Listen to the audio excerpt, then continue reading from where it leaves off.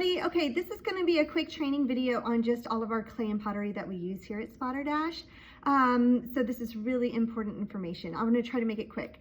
So we use 3 types of clay here at Splatterdash. The first one is air dry clay. It looks like this, comes from Walmart. We usually give kids about the size of a softball, or I guess baseball. So about this size. And they can just use it in open studio. We use it a lot during camps too, but this type of clay just goes home with the child.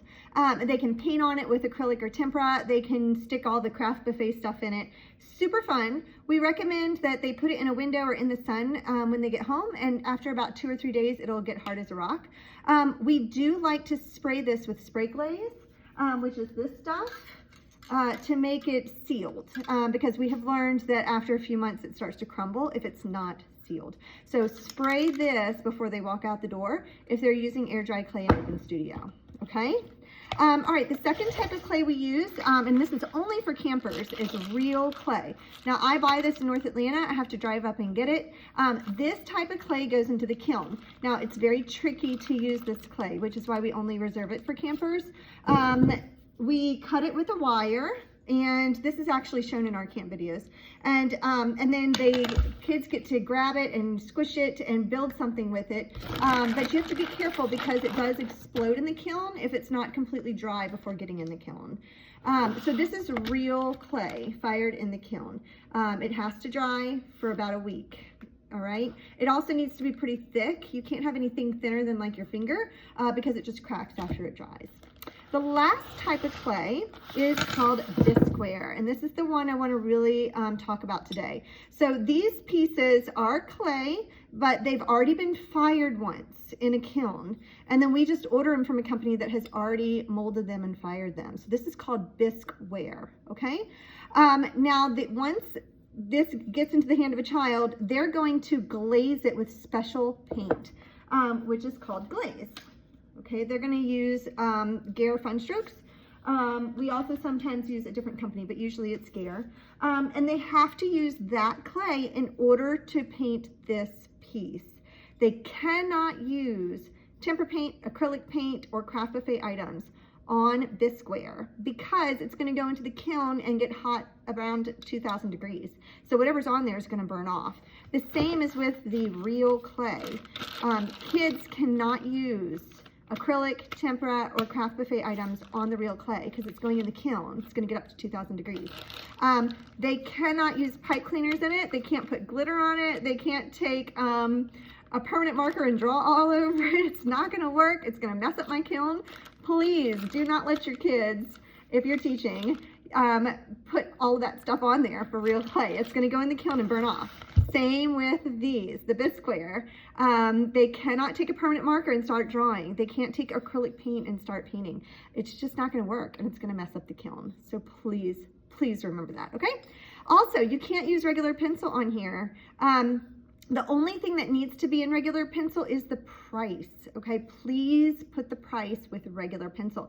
So that way when it goes in the kiln, it'll burn off, and the price won't be there forever. Because it's super weird when the piece comes out of the kiln and it says, to Nana, love Joey, $10. It's really funny.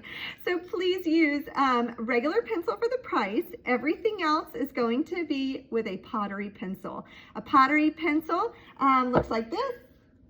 All right, if you could see it, it looks like this. It's an underglaze pencil. This will be permanent. If written on the bottom, it'll stay even after the fire. All right, so the next step is I'm going to show you now how to dip it in the final glaze, the clear glaze, before it goes into the kiln. So let me show you that now. All right, guys, so I'm going to show you real quick how to dip the items into clear glaze. So the first step is to first get your piece. So I'm going to do this one right here. It's an axolotl, and here's the sheet of paper on it, okay? All right, so before I get started, I'm going to get my dip glaze ready. You'll see my 2 buckets here. Now, one bucket is almost empty, and then I have another bucket that's full. So I'm gonna pour half and half of each and then mix it up with my drill bit, which is right here. So let me pour them, and then I'll show you how I mix it. All right, so if you notice, I just mixed these with my drill, and you'll notice they're pretty watery. So if I take my drill and kind of swish it around, it's pretty watery. And that's the way you want it. You don't want it thick. If you happen to have it thick, it's gonna end up looking like this. And really, when it goes to dry, it's not gonna have that nice clear sheen on it. It's gonna be real thick with blobs of glaze, and then it's going to end up, the glaze is going to melt and end up sticking to your shelf like this, which is what you really don't want.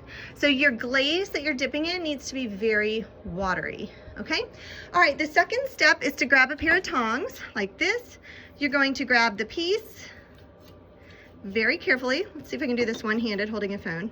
Okay, and you're going to dip it all the way in and all the way out. And then you're gonna give it a good shake. You don't want any drips on there, okay? It's really important that you don't make it too gloppy. And then you're gonna put it back onto the mat. I have this mat here, and you're gonna leave it right there. Okay, now I would suggest that everybody do this at the end of each day. You just dip and leave it there to dry. It doesn't take very long to dry. It only takes like 5 minutes. But that way they'll be good and dry, and then it'll be ready for the next step when they go to load up the kiln. So let me show you the next step. All right, so the next step is to wipe off any glaze and any items off the bottom of your piece. Okay, now this actually might wipe off the name, so make sure you know exactly whose it is so that right when you wipe it off, you can go ahead and take your pottery pencil and put the name right back on there, okay? You're gonna wanna wipe off all the glaze and all of the color as well. It needs to be completely back to Bisqueware on the bottom or wherever it's sitting on the kiln, okay? So this person, Phoebe, it looks like her name is actually okay. It's gonna stay there. So we are good on Phoebe's. Okay, the price though, I'm hoping nobody used pottery pencil on the price, so that way it'll burn off and just the name Phoebe will stay. Okay, let me show you how to load the kiln. All right, so when you're loading the kiln, the first thing you want to do is put down a layer of stilts that are real short. So let me show you what that looks like. And then on top of it, see, we've got some smaller, shorter stilts. Then on top of it, you're going to put your first shelf, okay? Now, I don't have a really good big shelf right now, so I'm using 2 of the smaller shelves, and I'm just going to place them in there. The reason that you want to do this, the reason you want to do this is so that there's airflow underneath the stilts, and that'll allow the kiln to heat up and cool down properly. So it kind of looks like this, and I'm going to go ahead and put my bigger stilts on top so that when it's all filled up with pottery, I can go ahead and place the second layer. Now, when you're placing the pottery, the bottoms should be cleaned off. There should be no glaze. So you should be able to just put it right on the shelf, okay? And you're going to put as many as you possibly can, squeeze them all together, okay? Just like that. They can actually be this close to each other. I mean, millimeters apart, as long as they're not touching.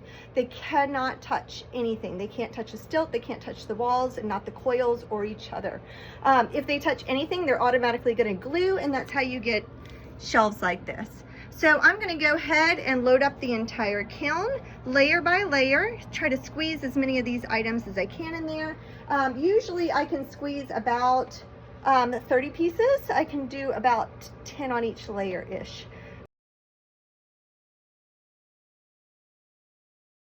All right, so if the kiln is being fired, you want to make sure that nobody touches it or bumps it. It's really important that nobody bumps it, because if it bumps, everything inside will just fall and collapse and get ruined. So the second step is you're going to look at the number and see if it needs to be opened. So if it's under, see that 88 right there, the 13.25, that means it's been firing for 13 hours. The 88 is the temperature inside. So anything under 120, you can actually open the kiln. So let's go ahead and open it. All right, we need to be very careful. And here's all the pieces inside, and we can go ahead and start unloading it. All right, so we're gonna take it straight off and put it to the side. All right, so these are all the pieces that just came out of the kiln. So you'll notice that some of the pieces may have gotten bumped in the process, and they fell on top of the stilts. Now this is a big, big problem when this happens. Sometimes they'll just pop right off. For example, if I just tap this one, I'm hoping this stilt will just pop off. There it is. Okay, so that's not a big deal. But some of them, like this one, is going to be a lot bigger of a deal. Okay, so in this situation, the first step is probably to wear gloves, because these items can get very sharp. When you pop the glaze off, it's like glass, and you don't want to cut your hands. So put on gloves if you can. I'll make sure to keep some work gloves under here. Okay, the second step is to get out some tools. You're going to probably need this to pull off the stilt, or this to pop it off.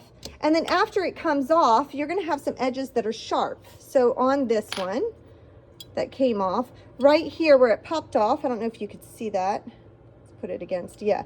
See how sharp that is right there? Okay, when you rub your hand very gently. So you're going to want to bring it over to your little workstation. You're going to want to take your sandpaper, all right, and you're going to want to start to sand it down. Sorry, I can't really do this one-handed. All right, now in some situations, you're going to have something like this happen, okay, where it actually pulled off the color of the glaze. All right, now in this case, I actually go to the acrylic paint and paint it over so that it matches the color behind it. And then to get the shiny look again, I use clear nail polish, okay? So that's a relatively easy fix. It's just gonna take some color matching with acrylic paint to do that.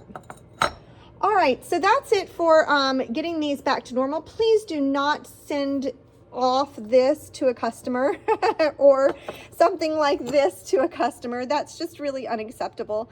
In this situation, you're going to need to call the customer, apologize profusely, offer them a gift certificate, tell them how sorry we am, and just explain that sometimes that does happen in the kiln. All right, thank you. All right, so after you're done with your workstation and you've kind of smoothed out all of the parts that are sharp, just check it one last time, like rubbing your hand against everything to make sure everything is very dull so it won't hurt a child. And then you're going to find their paper or box. So some of the camp boxes will just have the information right on the front. And then the open studio boxes usually have the sheet of paper here. So you're going to want to make sure you match the name underneath the item to the paper. Wrap it in tissue paper really good, and then stick it in the box and text the parent. All right? All right, so let's talk about kiln maintenance for just a second. So the kiln is made up of different coils. So let me show you real quick. All right, so you can see that we have top coil, middle coils, and bottom coils on the side. So if the coils get to be popping out, you want to make sure that they're in their little sections, right? Their little lines. So if they're popping out like that, sometimes it means that the coils have tightened in the heat and they need to be stretched. Now, the only thing with stretching coils is you have to do it very, very gently. Okay, so normally I would take 2 hands, but I'm going to show you because I'm holding the phone. Very, very gently, you're going to stretch the coil so that it will pop back in. Okay, there we go. All right, now if you do happen to stretch it too much and the coil breaks or pops, that's kind of a big deal. That means we have to stop production. We have to open up this panel and switch out the purchase a new coil and switch it out. So it usually takes about a week to do. So try really hard not to do that. If you don't feel comfortable stretching the coils, then you can kind of push the coils in and use one of these staples and just use it to kind of push into the fire brick.